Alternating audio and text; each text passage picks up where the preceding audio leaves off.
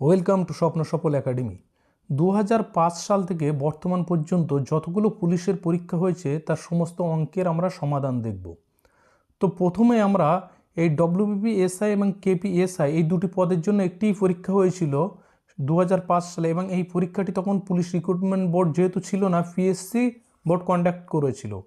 এবং এই পরীক্ষায় যে অঙ্কগুলো এসেছিল তার সমাধান দেখব খুব সহজভাবে এবং কনসেপ্ট দিয়ে।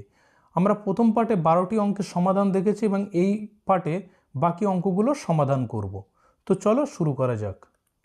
13 দাগের অঙ্কে বলা হচ্ছে 4 এবং 10 এর তৃতীয় সমানুপাতি কত। তাহলে আমরা কিভাবে এটাকে সমাধান করব দেখে নাও খুব সহজ পদ্ধতিতে। এই 4:10 এবং তৃতীয় যে সমানুপাতি সেটাকে আমরা জানি না, তাহলে কি লিখব? এক্স। তাহলে এখানে কি করব? এখানে 10 এবং এখানে কি করব? এই এক্স করব। মনে রাখবে যে এই 10-এর সাথে এই 10-এর গুণ হবে এবং এই 4-এর সাথে গুণ হবে কার? এক্সের গুণ হবে। তাহলে আমরা কিভাবে সমাধান করব? 10 গুণ 10 বাই 4 গুণ এক্স। যদি 4কে কাটি 2 দিয়ে তাহলে 2 পাবো, এবং 10কে 2 দিয়ে কাটলে কত পাবো? 5। এখানে 2 দিয়ে 10কে যদি কাটা হয় তাহলে 5 পাবো। তাহলে এক্সের মান কত পেলাম? এক্সের মান পেলাম ওপরে 5 5 25, অর্থাৎ সঠিক উত্তর হবে অপশান ডি 25। নেক্সট 14 দাগের এই অঙ্কটি, এখানে যে অঙ্কটি দেখা যাচ্ছে এই অঙ্কটি আমরা কিভাবে সমাধান করব তো দেখে নাও। আমরা কি করব? এই 7 আর 2 গুণ করব, 7 দুগুণে 14 এবং উপরে 1 রয়েছে, এটাকে পাবো 15/2। তারপর কি করব? গুণ 3/4 ভাগ, এখানে 3 × 9 আর 1 10, 10/3। তারপর কি করব? গুণ এর জন্য গুণ বসাবো এবং 8 × 8 রেখে 9/8। তো মনে রাখবে এই যে এর থাকার জন্য এই অংশটার সমাধান আমরা আগে করে নেব। তার জন্য কি করব? এই 3 দিয়ে 9কে কাটলে 3 পাবো, 10কে 2 দিয়ে কাটলে 5 পাবো, এবং 4কে 2 দিয়ে কাটলে কত পাবো? 8কে 2 দিয়ে কাটলে 4 পাবো। তাহলে এখান থেকে আমরা কি পাচ্ছি? 15/2 গুণ 3/4। এবং এখানে দেখো, এখানে এই 5 আর 3 গুণ করলে কত পাবো? আমরা 15 আর নিচে 4 পাবো। তো এই ভাগ চিহ্নটাকে যদি আমি গুণ চিহ্নে পরিণত করি সেক্ষেত্রে এটা কী হবে? উল্টে যাবে। তখন কী হবে? 4/15। তাহলে এই 4 আর এই 4 কাটবো, এই 15 আর এই 15 কাটবো। তাহলে ফাইনালি কি পড়ে থাকলো? 3/2 সমান কি লিখতে পারি? 1:1.2, অর্থাৎ অপশান সি হবে সঠিক উত্তর। নেক্সট 15 দাগের প্রশ্নে বলা হচ্ছে যে 5 বছর পূর্বে পিতা ও পুত্রের বয়সের সমষ্টি 40 বছর ছিল। 5 বছর পর পিতার বয়স পুত্রের বয়সের 3 গুণ হবে। পিতার বর্তমান বয়স কত? তাহলে ধরে নিলাম এটা একটা বর্তমানের সীমারেখা। এখান থেকে 5 বছর পূর্বে ফাদার প্লাস সন এদের বয়স কত ছিল? দুজনের বয়সের সমষ্টি ছিল 40 বছর। কিন্তু বর্তমানের থেকে আরও 5 বছর পরে, মানে আরও 5 বছর আমরা ভবিষ্যতে গেলাম, সেক্ষেত্রে আমরা যদি দেখি তাহলে ফাদার এবং এই সন এদের যে বয়সের যে পার্থক্য সেটা কি বলা হচ্ছে? পুত্রের বয়সের 3 গুণ হবে। তার মানে তখন পিতার বয়স হবে 3 এবং পুত্রের বয়স কত হবে? 1 হবে। এবার দেখো আমরা এখানে ছিলাম কত? 5 বছর পূর্বে এদের বয়সের কত ছিল? 40 বছর সমষ্টি। তাহলে 5 বছর পূর্ব থেকে বর্তমানে যাচ্ছে মানে 5 বছর, তার থেকে আরও ভবিষ্যতে 5 বছর যাওয়া মানে এখান থেকে এটার যে ব্যবধান সেটা কত বছর? 10 বছর। তার মানে 10 বছর পরে এই পিতার বয়স পুত্রের বয়সের 3 গুণ হচ্ছে, মানে 3:1 হচ্ছে। তার মানে এখান থেকে এই যে 40 তাদের বয়সের সমষ্টি, এর সাথে পিতার কী হবে? 10 বছর যোগ হবে এবং পুত্রেরও 10 বছর যোগ হবে। অর্থাৎ যখন এই জায়গায় পৌঁছাচ্ছি তখন পিতা এবং পুত্রের দুজনের বয়সের সমষ্টি কত হবে? বয়সের সমষ্টি হবে, আগে তো 40 ছিল এবং পিতার কি হলো? 10 বছর বাড়লো এবং পুত্রেরও 10 বছর বাড়লো, অর্থাৎ কি হবে? এখানে 60 বছর হবে তাদের বয়সের সমষ্টি। তাহলে পিতা এবং পুত্রের বর্তমান বয়সের যে 5 বছর ভবিষ্যৎ বয়সের যে অনুপাত সেটা কি পেলাম? 3:1 পেলাম। আর তাদের বয়সের সমষ্টি কত পাচ্ছি? 60 পাচ্ছি। তাহলে এখান থেকে যদি আমরা ভাঙি তাহলে কি পাবো? 3 আর 1 4, 4 দিয়ে 60কে ভাঙলে কত পাবো? 15। তার মানে তখন পিতার বয়স হচ্ছে কত? 45 বছর এবং পুত্রের হবে কত? 15 বছর। এটা কখন হবে? বর্তমানের থেকে আরও 5 বছর ভবিষ্যতে গিয়ে। তাহলে বর্তমান বয়স কত হবে? বর্তমান বয়স হবে পিতার 45, তার থেকে 5 বিয়োগ করলাম, অর্থাৎ 40 বছর হবে বর্তমান বয়স। তাহলে অপশান ই হবে সঠিক উত্তর। নেক্সট 16 নম্বর দাগের প্রশ্নে বলা হচ্ছে কোনো বিদ্যালয়ে 5ম ও 6ষ্ঠ শ্রেণীর ছাত্রদের সংখ্যার অনুপাত 9:8 এবং তাদের সংখ্যার অন্তর কত? 5। তাহলে 5ম শ্রেণীর ছাত্র সংখ্যা কত? খুবই সহজ অঙ্ক।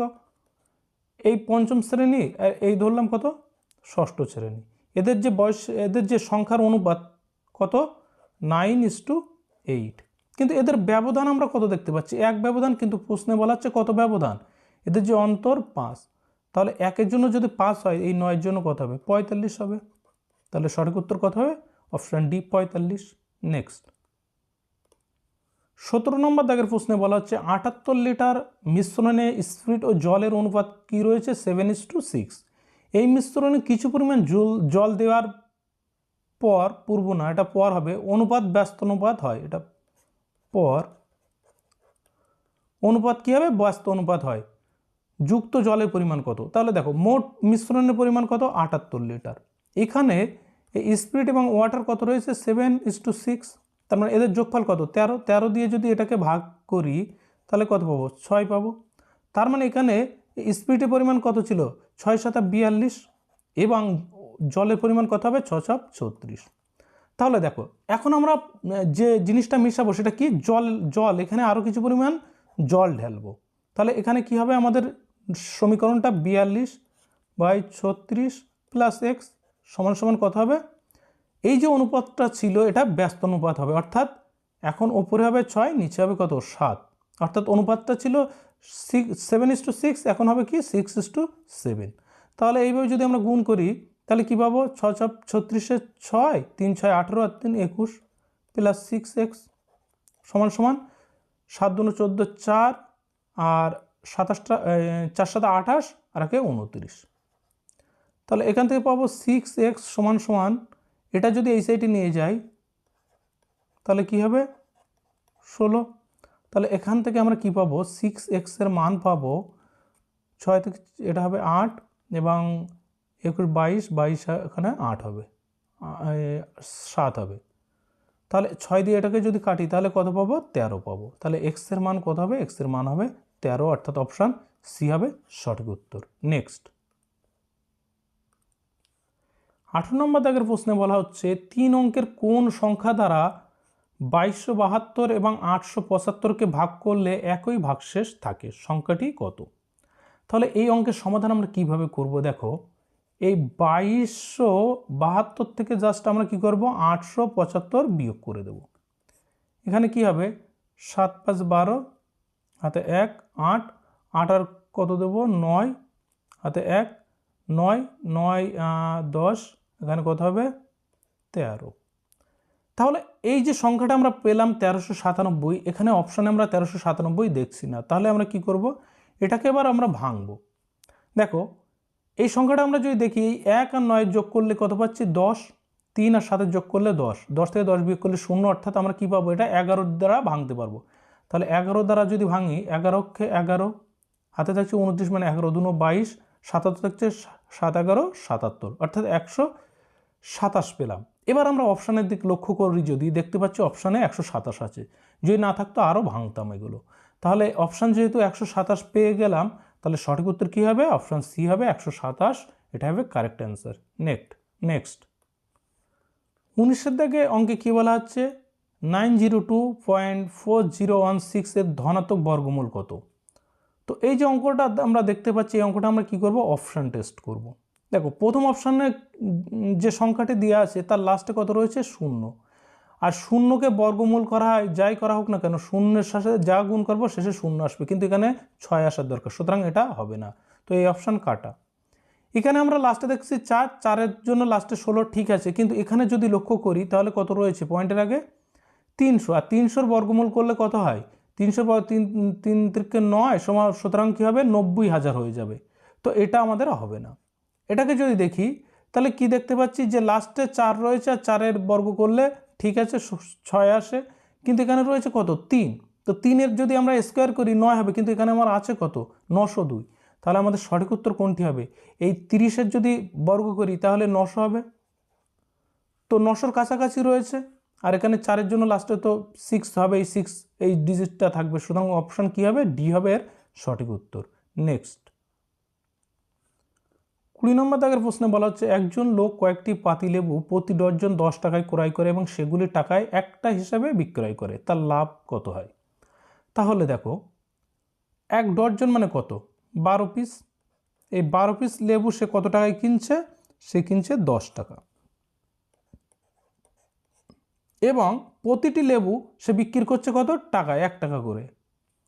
তাহলে 1 ডজন লেবু মানে কত, 12 পিস, এবং সে 12 পিস বিক্রয় করছে কত, প্রত্যেকটা লেবুর দাম যদি 1 টাকা হয় 12টির দাম কত হবে, 12 টাকা হবে। তাহলে সে কিনছে 10 টাকা দিয়ে এবং সে বিক্রি করছে কত টাকা দিয়ে, 12 টাকা দিয়ে। তার মানে তার কত হচ্ছে, 2 টাকা লাভ হচ্ছে, প্রফিট হচ্ছে 2 টাকা। তার মানে 2 টাকা লাভ হচ্ছে কত টাকার উপর, 10 টাকার উপর 2 টাকা লাভ হচ্ছে, 100 টাকার উপর কত হবে, 0 কাটবো 0 সমান 20% হবে এর সঠিক উত্তর, অর্থাৎ অপশন সি হবে সঠিক উত্তর। নেক্সট 21 নম্বর প্রশ্নে বলা হচ্ছে যে বর্গক্ষেত্রের ক্ষেত্রফল 4.1209 বর্গমিটার তার একটি বাহুর দৈর্ঘ্য কত। তাহলে আমরা বর্গক্ষেত্রের ক্ষেত্রফল কি হয়, বাহু গুণ বাহু। তাহলে এই যে বাহু গুণ বাহু হয়েই তো এই সংখ্যাটা আসছে। তাহলে আমার একটা বাহু বার করতে গেলে কি করতে হবে, এই সংখ্যাটিকে আমাকে রুট করতে হবে। তাহলে যদি এটাকে আমি রুট করি তাহলে কি লিখব, 4.1209।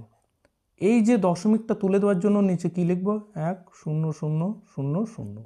এবার দেখো বর্গমূল বার করার একটা শর্টকাট নিয়ম আছে। নিয়মটি কি, 4.1209, এটাকে আমরা এই দুটো ভাগে ভাগ করব এবং এটাকে আমরা এই 3টে সংখ্যা একটা ভাগ করব, মানে এইভাবে আমি ভাগ করলাম। দেখো লাস্টে 9 আছে, কোন কোন ডিজিট আছে যাদের বর্গ করলে কি পাবো আমরা, 9 পাবো। এক আছে কত, 3-এর, আর এক আছে 7-এর। এবার দেখো এই যে 412 এর ঠিক নিকটবর্তী একটা পূর্ণ সংখ্যা কত রয়েছে, এর নিকটবর্তী একটা পূর্ণ সংখ্যা কত রয়েছে, ঠিক এর কম হলে কত, আমি 400 পাবো, 400। আর 400 কার বর্গ, 400 হলো 20-র বর্গ। তার মানে বুঝলাম এই যে 412 এই সংখ্যাটার জন্য আমরা যে সংখ্যাটা নেব সেটা কোন সংখ্যা নেব, এই 20 নেব। কিন্তু প্রশ্ন হচ্ছে যে 20-এর পরে কি নেব, 3 নেব নাকি 7 নেব। তার জন্য আমরা কি করব, এই 20-কে জাস্ট তার পরের সংখ্যা 21 দিয়ে গুণ করব। 21 দিয়ে গুণ করলে এটা কত পাচ্ছি, 441। 441-এর থেকে যেহেতু এই 412 সংখ্যাটি ছোট, তাই আমরা এখানে কি করব, ছোট সংখ্যাটি নেব, অর্থাৎ 3টাকে নেব। তার মানে এই যে সংখ্যা এই 41209 এর যদি বর্গমূল বার করি তাহলে যেটা পাবো সেটা কি, এই 203। এবার দেখো তাহলে এখান থেকে যদি এটাকে বার করে নিয়ে আসি, বর্গমূল করি, তাহলে কি পাবো, ওপরে পাবো 203 এবং নিচে কত পাবো, 100। তাহলে 100 দিয়ে যদি এটাকে ভাগ করি তাহলে কি পাবো আমরা, 2.03। তো এটা হবে সঠিক উত্তর, অপশান সি হবে সঠিক উত্তর। নেক্সট 22 নম্বর দাগের প্রশ্নে বলা হচ্ছে একটি রেলগাড়ি 40 কিমি পার ঘন্টা বেগে হাওড়া থেকে খড়গপুরে যায় এবং 60 কিমি পার ঘন্টা বেগে হাওড়ায় ফিরে আসে। সমগ্র যাত্রার জন্য রেলগাড়ির গড় বেগ কত ছিল। তো এটাকে আমরা কি করব, একটা সূত্র দ্বারা মানে একটা সূত্র অ্যাপ্লাই করব। যদিও এর একটা মানে এক্স ধরে ডেসক্রিপটিভভাবে করা যায়, সেটা সময় সাপেক্ষে, জাস্ট এই সূত্রটা আমরা মনে রাখবো কি, 2xy plus by x plus y. তাহলে এখান থেকে কি করব, 2 গুণ 40 গুণ 60, আর নিচে কি করব, 40 প্লাস 60। তাহলে এখানে কি পেলাম, 2 গুণ 40 গুণ 60 বাই 100। 0 কাটলাম, এখানে এই দুটো 0 কাটলাম, তাহলে 4 4 24 দুনো 48। তো সঠিক উত্তর কী হবে, 48 হবে, অপশান বি। নেক্সট 23 নম্বর দাগের প্রশ্নে বলা হচ্ছে 900 এবং 1000 এর মধ্যবর্তী যে সংখ্যাকে 38 এবং 57 দ্বারা ভাগ করলে প্রত্যেক ক্ষেত্রে ভাগশেষ 23 থাকে তা হলো, মানে সেই সংখ্যাটি কত। তাহলে আমরা কি করব, প্রথমে এই 38 এবং 57 লসাগু বার করব। তো 38 এবং 57 এর যদি লসাগু বার করি তাহলে কি করব, এটাকে 19 দিয়ে যদি ভাগ করি, 19 দুনো 38, 3 19 57, তার মানে 3 দুনো 6, 6 19 কত হচ্ছে, 114। 114 হচ্ছে এই সংখ্যাটি। তাহলে এটাকে আমরা কি করব, আমরা ভাগ করব এই সংখ্যা দিয়ে 1000-কে। তাহলে 114 দিয়ে ভাগ করব 1000-কে। তো এটাকে যদি 9 না 8 দিয়ে যাবে, তাহলে 8 দিয়ে যদি করি, 6 48-এর 8, 8 4 32-এর 2, 4 32-এর 2, আর 8 11 88 আর 3 91। তার মানে এখান থেকে আমরা কত পাবো, 88 পাবো। এখান থেকে যে সংখ্যাটি পাবো 88। তাহলে দেখো অ্যাকচুয়ালি ভাগ যাচ্ছে আমার কোন সংখ্যাটা, এই সংখ্যাটা, অর্থাৎ 912 এই সংখ্যাটি আমার ভাগ যাচ্ছে কত দিয়ে ভাগ যাচ্ছে না, এটা 38 দিয়েও ভাগ যাচ্ছে এবং 57 দিয়েও ভাগ যাচ্ছে, কিন্তু কি বলা হচ্ছে যে ভাগশেষ 23 থাকবে। তাহলে আমরা কি করব, জাস্ট এর সাথে একটা 23 যোগ করে দেব। তাহলে 5, 3 এবং 9 অর্থাৎ 935 হবে এই প্রশ্নের সঠিক উত্তর, অর্থাৎ অপশান ডি হবে সঠিক উত্তর। নেক্সট 24 দাগের অঙ্কে বলা হচ্ছে একটি গাড়ির সামনের চাকা 2 কিমি 5 হেক্টমি 9 মিটার 2 ডেসিমিটার দূরত্ব অতিক্রম করার সময় 1230 বার আবর্তন করে চাকাটির পরিধি কত? তো চাকাটির পরিধি মানে কি, এই একটি চাকা, এই চাকাটা যদি একবার আবর্তন করতে যে পথ অতিক্রম করে সেটাই হলো তার কি পরিধি। তাহলে টোটাল পথটাকে আমরা বার করে নেব। 2 কিমি সমান আমরা কত লিখব, 2 কিমি সমান 20,000 ডেসিমিটার। আচ্ছা 5 হেক্টোমিটার সমান কত, 5 হেক্টোমিটার সমান 5,000 ডেসিমিটার। আর 9 মিটার সমান কত, 90 ডেসিমিটার। এবং 2 ডেসিমিটার সমান তো 2ই হবে। তাহলে এদের যদি যোগ করি তাহলে কি পাবো, এখান থেকে 2, 9, 0, 5 এবং 2। এটা কি হলো, এই টোটাল হলো পথ। তাহলে এই পথটাকে আমরা কি করব, 1230 দিয়ে ভাগ করব। তো পথ হচ্ছে 2, 5, 0, 9, 2, এটাকে জাস্ট ভাগ করব 1230 দিয়ে। তো এটাকে যদি কাটা হয় সেক্ষেত্রে কত পাবো, 0.4। এটা কি পেলাম, ডেসিমিটার। তো এই যে ডেসিমিটার, তো ডেসিমিটারকে কি করব আমরা, মিটারে কনভার্ট করতে গেলে কি করতে হয়, ডেসিমিটারকে জাস্ট 10 দিয়ে ভাগ করতে হয়। 10 দিয়ে ভাগ করলে আমরা কি পাবো, 2.04। অর্থাৎ কি পেলাম এখান থেকে 2 মিটার 4 ডেসিমিটার। 2 মিটার 4 ডেসিমিটার কত আছে, অপশান এতে আছে, তো এটা হবে সঠিক উত্তর। নেক্সট 25 দাগের অঙ্কে বলা হচ্ছে দুটি সংখ্যার প্রথমটিকে 10% বাড়ালে এবং দ্বিতীয়টিকে 10% কমালে তারা সমান হয়, প্রথম ও দ্বিতীয় সংখ্যাদ্বয়ের অনুপাত কত? তাহলে ধরলাম একটি সংখ্যা কত এক্স, প্রথম সংখ্যাটি এক্স, দ্বিতীয় সংখ্যাটি ওয়াই। এটাকে 10% বাড়ানোর অর্থ কি, এটাকে 10% বাড়ানোর অর্থ হলো 110, আর এটাকে 10% কমানোর অর্থ কি 90। আর এই দুটো সংখ্যায় কি হচ্ছে, সমান হচ্ছে। তাহলে এখান থেকে 0 কাটবো, এখান থেকে এই 0 কাটবো। তাহলে এখান থেকে কি পাবো, এক্স বাই ওয়াই সমান সমান 9/11, অর্থাৎ x/y সমান কত পেলাম, 9:11। তো অপশান ডি হবে সঠিক উত্তর। তো এই যে এক্সামটি হয়েছিল এখানে মোট 25টি অঙ্ক ছিল এবং 25টি অঙ্কের সমাধান করলাম।